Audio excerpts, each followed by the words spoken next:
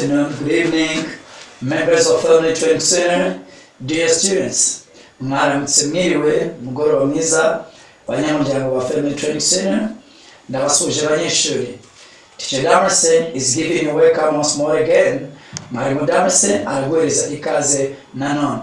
My friend, I say welcome on this channel. If it is your first time just to be here, I say be the most welcome really.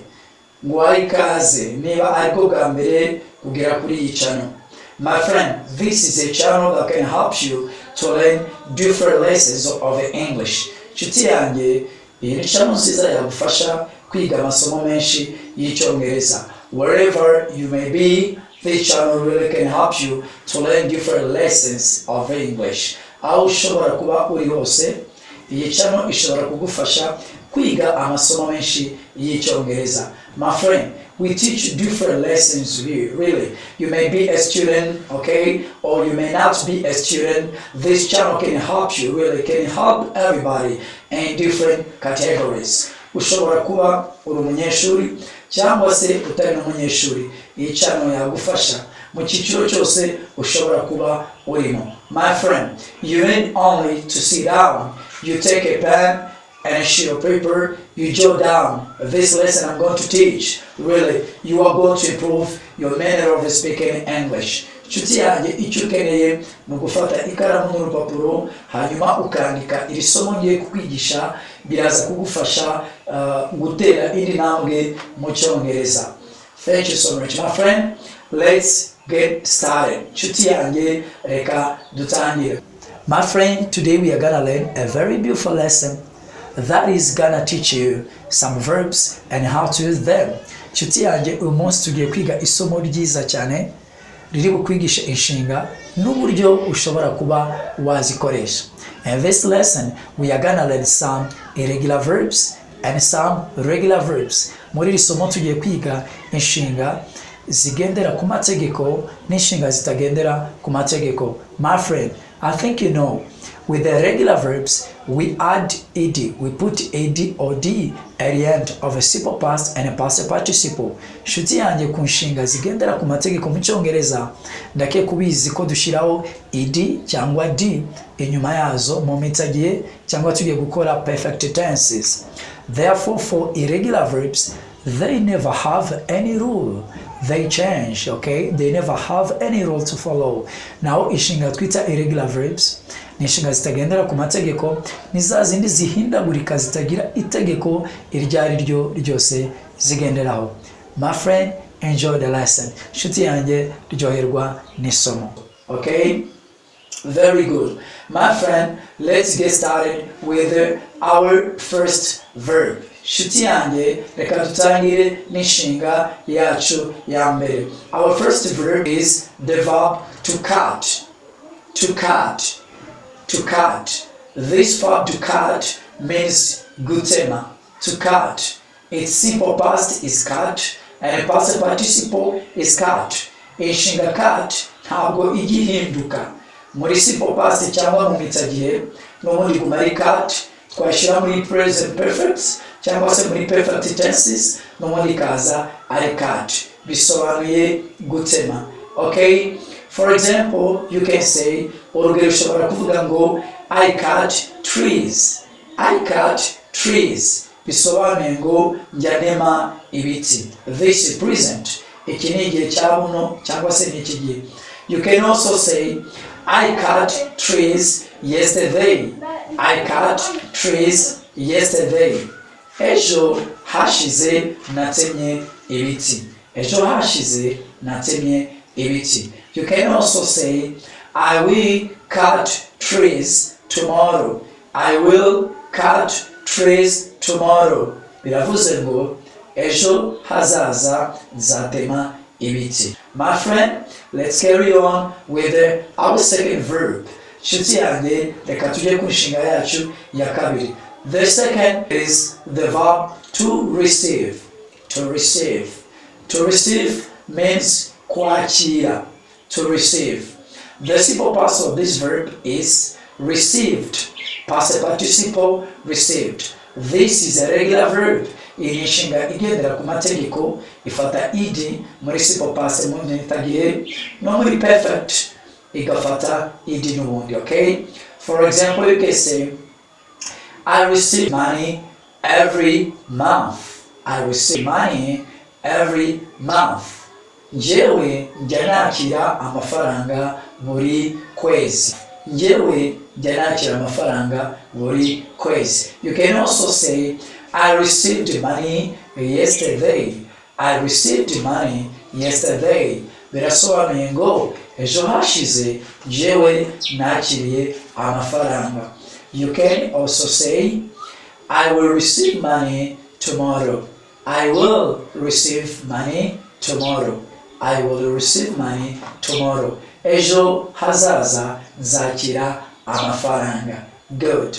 Our third verb of our today's lesson is the verb to hate. Inshinga yacu ya gatatu y'uyu munsi ni inshinga bita to hate. To hate bisobanura gukubita. Okay? This verb is a irregular verb. Iyi ni inshinga itagendera ku mategeko. My friend, to hate bisobanuye gukubita. For example, you can say, urugero ushobora kuvuga ngo she hits babies every day. She hits babies every day. Uwe ajya akubita abana buri munsi. N'umunyarukoni akunda gukubita abana. She hits babies every day. Uwe akunda gukubita abana. You can also say, last week she hit babies very much. Last week she hit babies very much. Last week she hit babies very much. Icyumweru gishize cyo yakubise abana by'indengakamere. Okay? Icyumweru gishizeho noneho yakubise abana by'indengakamere. You can also say she will always hate babies. She will always hate babies. She will always hate babies. Birasobanuye ngo iteka ryose azahora n'ubundi akubita abana. My friend, that is the third verb of our today's lesson. The fourth one is the verb to love. To love. To love means gukunda. To love, okay? It's a simple past, is loved, and a past participle loved. Iyi ni inshinga bita regular verb, ni inshinga igendera ku mategeko. Zifata id cyangwa se zikafata d mu mitagihe. Tuzita regular verbs. Ni na irimo to love, loved, loved. My friend, for example, you can say, I love speaking English very much. I love speaking English very much. I love speaking English very much. Birasobanuye ngo jewe nkunda kuvuga Icyongereza cyane. Jewe nkunda kuvuga Icyongereza cyane. I can also say chwanone kuvuga ngo I always loved to speak English. I always loved to speak English. Iteka ryose nahoze nkunda kuvuga Icyongereza. Iteka ryose nahoze nkunda kuvuga Icyongereza. I can also say shwanone kuvuga ngo I will always love to speak English. I will always love to speak English. Iteka ryose nzakunda kuvuga Icyongereza. Iteka ryose nzakunda kuvuga Icyongereza. My friend, the other verb that we are going to learn today is the verb that is called to input. To input. To input birasobanura ngo kwinjiza ikintu mu kindi. To input. This is irregular verb. Iyi ni inshinga bita irregular verb. This is irregular verb. Ni inshinga itagendera ku mategeko kandi yo ntigihinduka. To input, simple past cyangwa imitagiye iba input, past participle nayo ikaba input. To input, input, input. Okay? Kwinjiza ikintu mu kindi. My friend, let me give you an example. Okay, say, I input things into things. I input things into things. Yashira ibintu mu bindi. I input things into things. Yashira ibintu mu bindi. You can also say she input things into things yesterday. She had put things into things yesterday. Ejo yashize ibintu mu bindi. Urabona ko itari guhinduka kuko ni inshinga idahinduka. Just nubwo ari impetagiye ariko n'ubundi yagumye ari input. Okay, you can also say she will input things into things. She will input things into things. Azinjiza cyangwa se azashyira ibintu mu bindi bintu mu gihe kizaza. Iyi nshinga yo nijya ihinduka. My friend, the next verb, it is the verb that is called to like. To like. To like, that means kwishimira. Kwishimira, okay? This is a regular verb because it accepts a or D to form simple past and past participle. Iyi rero ni muri za nshinga zigendera ku mategeko. My friend, to like simple past cyangwa impetagiye iba like it na past participle ikaba like it, okay? For example, you can say she likes smiling every day. She likes smiling every day. She likes smiling every day. We akunda umukobwa cyangwa se umudamu akunda guseka buri munsi. Just ni ibintu akunda. She likes smiling every day. We akunda guseka buri munsi. The next verb is to cast. To cast. To cast means kujugunya. This is irregular verb. It doesn't change a simple past and past participle. Iyi ni inshinga itagendera ku mategeko, ntabwo rero igihinduka mu mpetagihe, ihora n'ubundi ari cast. For example, you can say, urugero ushobora kuvuga ngo we always cast waste to avoid some diseases. We always cast waste in order to avoid some diseases. We always cast waste in order to avoid some diseases. Iteka ryose tujya tujugunya imyanda kugira ngo twirinde indwara. Iteka ryose tujugunya imyanda kugira ngo twirinde indwara. You can also say we always cast waste in order to avoid some diseases. We always cast waste in order to avoid some diseases. N'ubundi iteka ryose twajugunyaga imyanda kugira ngo twirinde indwara. Iyi nteruro urabona ko idahinduka, just ishobora kugaragaza igihe cya none cyangwa igihe cyatambutse kuko iriya nshinga cast ntabwo ijya ihinduka. Okay, we can also say, nanone dushobora kuvuga ngo we will always cast waste in order to avoid some diseases. We will always cast waste in order to avoid some diseases. N'ubundi iteka ryose tuzahora tubikora tujugunya imyanda kugira ngo twirinde indwara zimwe na zimwe. Okay, the next verb is the verb to accept. To accept. To accept means kwemera. Okay, this is regular verb. In simple past, we put just iri past participle. Iyi ni inshinga rero igendera ku mategeko, irafata id mu gihe cyatambutse, yes no muri perfect. My friend, you can say for example, I accept the word of God in my life. I accept the word of God in my life. Jewe nemera ijambo ry'Imana mu buzima bwanjye. I accept the word of God in my life. Nemera ijambo ry'Imana mu buzima bwanjye. You can also say she always accepted the word of God in her life. She always accepted the word of God in her life. Iteka ryose yemeraga ijambo ry'Imana mu buzima bwe. Iteka ryose yemeraga ijambo ry'Imana mu buzima bwe. Also, you can say we will always accept one another for better life. We will always accept one another for a better life. We will always accept one another for a better life. Iteka ryose tuzajya twemerana kugira ngo tugire ubuzima bwiza. Iteka ryose tuzajya twemerana, mwemere twemerane kugira ngo tugire ubuzima bwiza.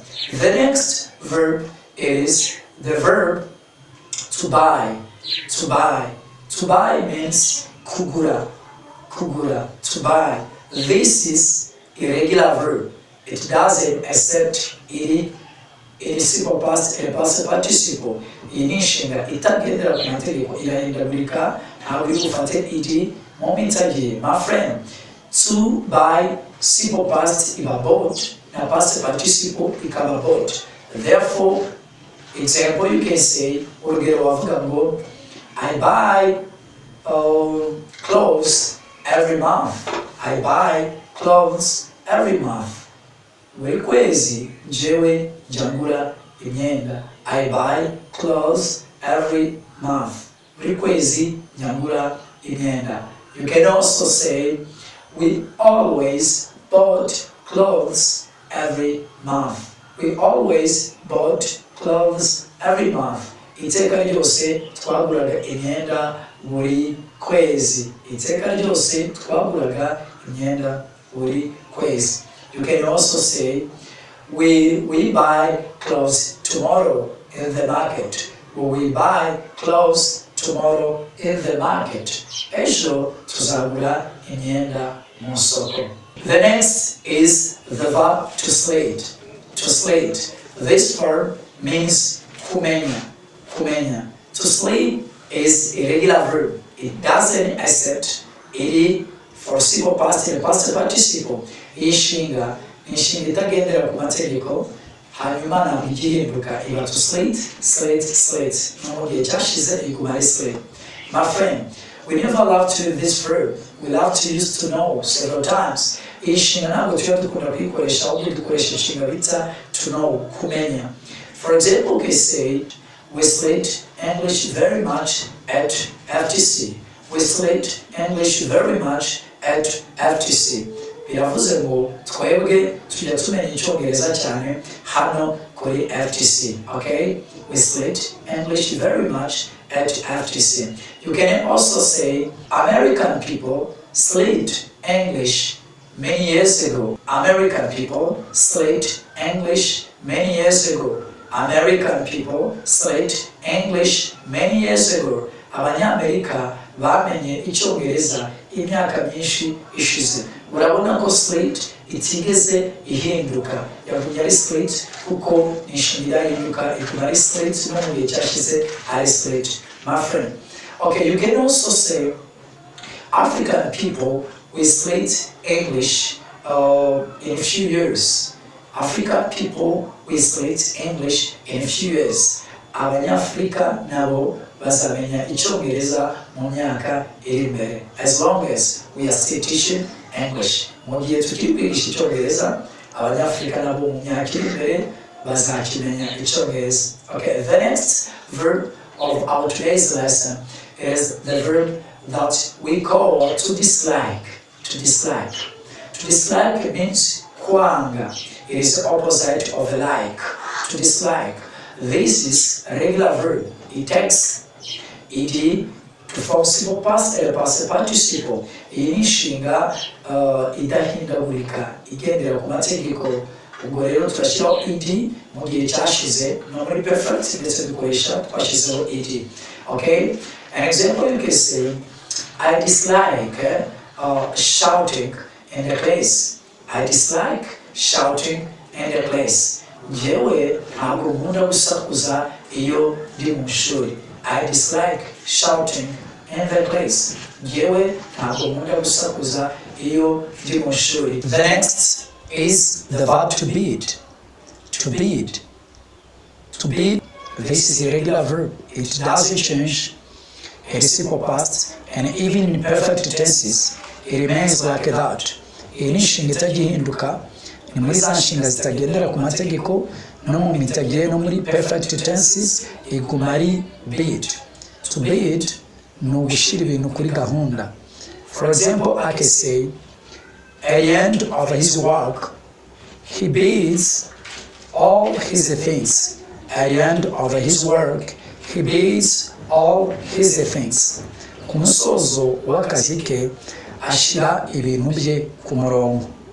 At the end of his work, he bids his things. Ku musozo w'akazi ke ajya ashyira ibintu bye ku murongo kugira ngo ejo azasange bimeze neza. You can also say, we bid all our things so that we can be smart. We bid all our things so that we can be smart. Twashyiraga ibintu byacu byose ku murongo kugira ngo tube turi abantu basobanutse ubwo twari turi ku ishuri. You can also say, it will be good to bid all your things. It will be good to bid all your things. It will be good to bid all your things. Bizaba byiza gushyira ibintu byawe kuri gahunda. The next verb is to be said. To be said. To be said means kuzenguruka. This is also a regular verb. It doesn't change in simple past, even in perfect tenses.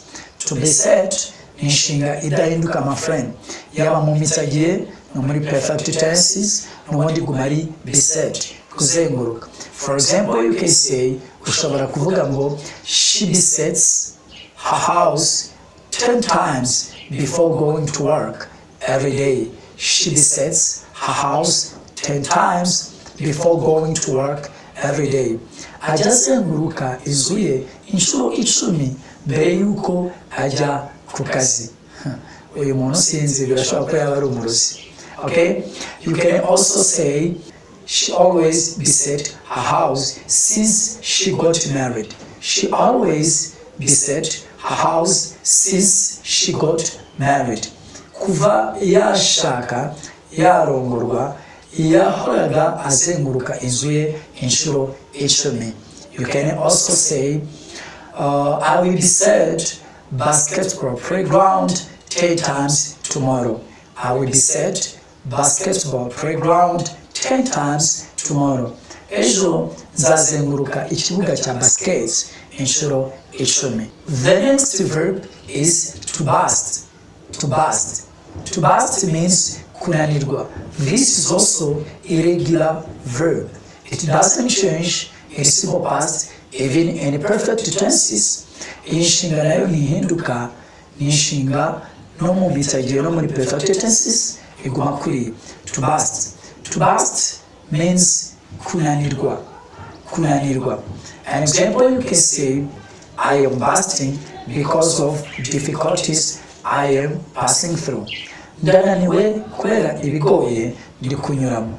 Ndananiwe kubera ibintu bigoye ndiri kugenda nyuramo cyangwa nshamo. You can also say, she burst and gave up because of the difficulties she was passing through. She burst and gave up because of the difficulties she was passing through. Yaje kunanirwa anava ku bintu kubera ibigoye yari kugenda anyuramo. Yaje kunanirwa bituma acika intege ava ku bintu kubera ibigoye yanyuragamo. You can also say, I will burst if God is not on my side. I will burst if God is not on my side. Nzananirwa, nzacika intege niba Imana itari mu ruhande rwanjye. I will burst if God is not on my side. Nzananirwa niba Imana itari mu ruhande rwanjye. The next is the verb to quit. To quit. To quit means kuvamo. Kunanirwa ibintu ukabireka ukabivamo. To quit. This is also a regular verb. It doesn't change in simple past and past participle. Iyi ni inshinga itagendera ku mategeko, ntihinduka mu mitagire ndetse no muri perfect tenses. To quit. An example, you can say, she quits when things become so hard. She quits when things become so hard. We ajya abivamo iyo ibintu bikomeye, akora ibintu ariko byagera bikomeye akabivamo. She quits when things become so hard. Ajya ava ku bintu iyo ibintu bikomeye. You can also say, she quit several times because of a failing. She quit several times because of failing. She quit several times because of failing. Yatsinzwe inshuro nyinshi bituma avamo. Yagiye avamo kubera gutsindwa inshuro nyinshi. My friend, iyi quit murumva ko no mu gihe cyatambutse itari guhinduka kuko ntihinduka nyine ya none igihe cyashize iguma ari quit. Just there is a verb that doesn't change, okay?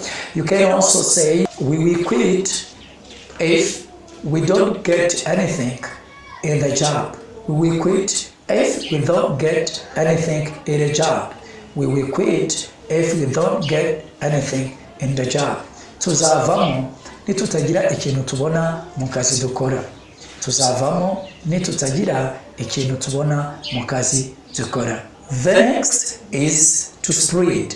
To spread means gukwirakwiza. Okay? Gukwirakwiza. This is also irregular verb. It doesn't change a simple past and a past participle. Iyi ni inshinga idahinduka, ntabwo igendera ku mategeko nayo. Okay?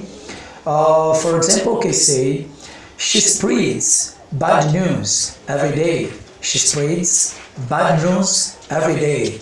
We ajya kwirakw'iza amakuru mabi buri munsi. We ajya kwirakw'iza amakuru mabi buri munsi. You can also say she spread bad news 10 years ago. She spread bad news 10 years ago. Imyaka 5 ishize yakwirakwizaga amakuru mabi. Imyaka 5 ishize yakwirakwizaga amakuru mabi. Urabona ko spread itigeze nahinduka nubwo ari mu gihe cyatambutse. You can also say she will spread bad news next week. She will spread bad news next week. She will spread bad news next week. Azakwirakwiza amakuru mabi mu cyumweru gitaha. My friend, this is a very beautiful lesson. That's why if it is your first time to reach on this channel, don't forget to subscribe, my friend. Don't forget, and whether possible, you can share this lesson in different WhatsApp groups so that people can learn this lesson reverse. Nshuti yanjye niba ari bwo bwa mbere ntuzi kwibagirwa subscribe kandi wanakora share muri groupe nyinshi za WhatsApp kugira ngo irisomo abantu nabo bashe kuryigaho. Nanone wanakwibuka like, okay? Thank you so much, my friend. This was the lesson of today, and see you in the next lesson. I love you.